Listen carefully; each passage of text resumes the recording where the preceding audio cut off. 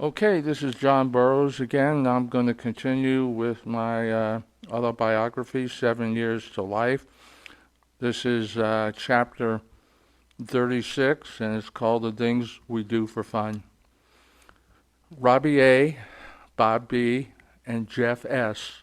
were the closest friends I had between 1967 and 1969.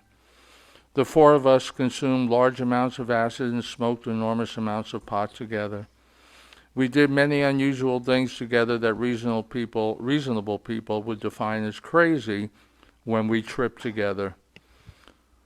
I remember almost all of them with immeasurable fondness. If I took the time to really search the recesses of my mind, I would find enough memories of those days and those guys that could fill a book. In all honesty, I probably would die before I could complete that book. The following story is one of the most memorable and bizarre experiences that we shared together. I have no idea where these guys are now, yet I am sure that every now and then they think back on that night and remember the laughter and the inexplicable end that followed the next day. One Friday we had missed school thanks to the stolen admin machine, and to no one's great surprise, I suggested that we drop some acid because boredom started to creep in. Once again, the answer was always the same. Sounds like a great idea to me. We had plenty of stuff on hand because we had all chipped in to buy a large quantity the previous weekend. We all loved basketball, and Robbie A. had a hoop in his backyard with enough room to play half-court 2-on-2. If you like playing basketball, the game on LSD was surreal. For me, I would feel that everything was in slow motion. The ball floating in the air and the movements associated with playing the game seemed an eternity to complete. Also, the words like pass the ball or take the shot had some slow, garbled sound as if we were characters in some strange movie. Then, in a moment's notice, the opposite effect could take place, and it felt like we were playing the game at warp speed. The one constant reality that we all realized was that no matter how the acid had affected us, we knew we played harder than we ever did while playing straight. Our heartbeats were something right out of a Keith Moon drum solo, and we had perspired so much that it felt as if we had jumped into a swimming pool with our clothes on. We gave it all we had, and the game gave it right back to us. We went back into Robbie's house and listened to some music still very high, struggling to overcome our exhaustion. Finally, our hearts went back to beating normally, the sweat had dried, and for a short period of time, each of us were lost in our own thoughts. I was snapped out of this semi-dream state, as did Robbie and Bob when we heard Jeff say, I just got possibly the greatest idea of my life. We signaled Jeff with a nod that basically said to continue. He then said, we have a lot of acid, and it appears that we are all beginning to peak, right? Again, we gave him a nod of affirmation, and he excitedly began to reveal his idea. He went on, what if we could maintain a constant peak by dropping acid every 2 hours or so? It was Bob who replied, there's only one way to find out. And we turned our heads towards Bob with the same affirmative nod, and the experiment was about to begin. We took another purple Owsley, LSD, and the experiment had begun. An hour had passed when Robbie explained, oh shit, I forgot to feed the fish. I had forgotten all about Robbie's parents' exotic fish collection. Robbie started to take some fish food canisters that were mainly for the smaller fish in the aquarium. Before he was able to start the feeding ritual, I suggested that rather than give the fish tiny flakes of fish food, let's grind up a couple of hits of acid instead. When it came to being agreeable to no one was more than agreeable than Robbie. We ground a tab of acid and sprinkled it into the tank along with normal flaked fish food. The flaked food was smaller and lighter and floated on the surface, while the minute chunks of LSD were heavier and rapidly started to sink towards the bottom of the tank. It was readily apparent that the smaller fish went for the flakes that floated on the surface, while the larger ones descended quickly, and 3 of the 5 larger fish scooped up all the acid. When it comes to fish, I am completely clueless. I asked Robbie why the larger fish immediately pursued the sinking acid. Simple logic should have made the answer crystal clear, but simple logic has a habit of disappearing when you are tripping. After all, we were feeding acid to fish, which flies in the face of logic. The twofold answer was simple. The larger fish react to motion when feeding, and their superior strength and size allows them to swim any direction at a substantially faster rate than the smaller fish that do not have the required strength to reach the bottom of a large aquarium. This explanation spurred another question for me. I asked Robbie that if strange motion in the tank was what primarily signaled the larger fish that it was feeding time, and he nodded yes. What exactly do you feed them? Another simple answer, if I was thinking logically. Guppies. The 4 of us had studied the fish, and in discussing the experience, the first thing that everyone noticed was that only 3 of the 5 large fish were able to eat the acid. We looked at each other and call it telepathy, but the expressions on our faces screamed that we needed to continue the experiment, even though we had no idea of the result we were looking for.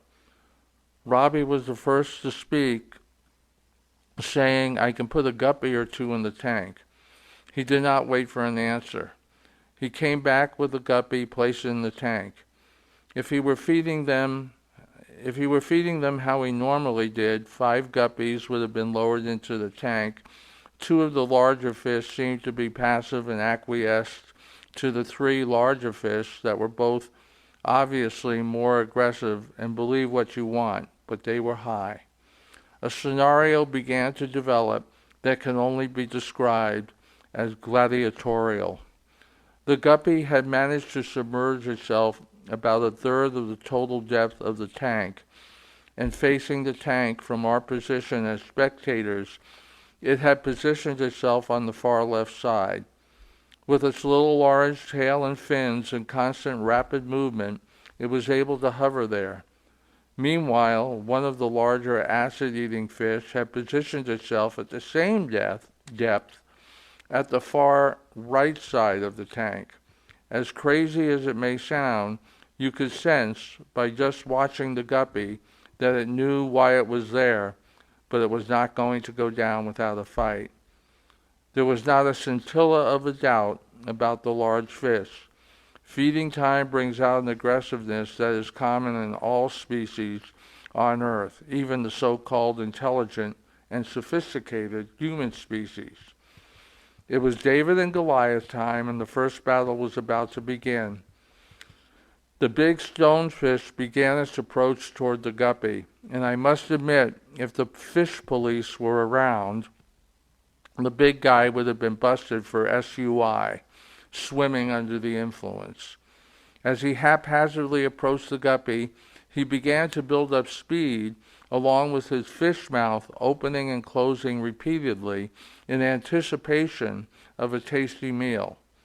The little guppy held its ground even as the large fish went into a wobbly overdrive.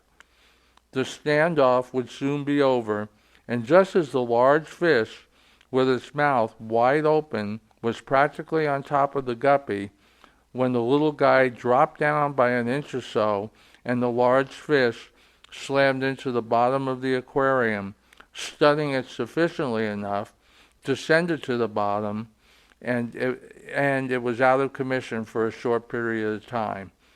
The guppy's maneuver was brilliant, and it inspired a cacophony of laughter and yelling at a decibel level that made it feel like the house was reverberating. When the laughing and cheering ceased, we were going to repeat the process in order to have a point of comparison, but we decided against it because watching the fish that had just careened off the tank, it was apparent that its recovery might take a while. The guppy was not able to avoid its fate and was devoured by another fish. We dropped in 3 more guppies in order to make sure all the larger fish had been fed.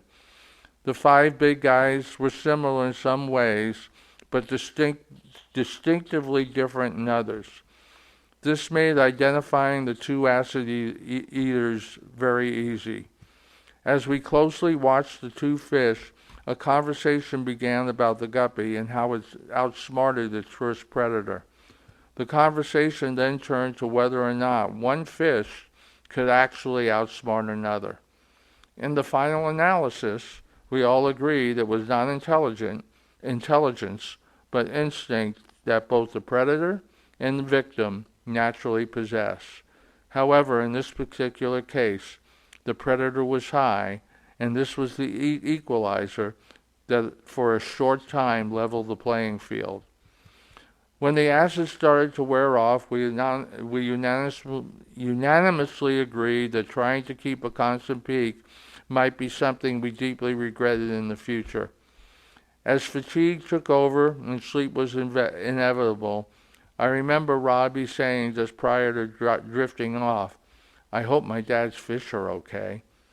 I knew that the tropical fish collection was his dad's pride and joy. Even though hours had passed, it seemed like minutes when I heard someone moan, "I don't fucking believe this." I realized after a few minutes, and I heard Bob say, "What's wrong?" Robbie answered back in a tone that was consumed both by fear and amazement.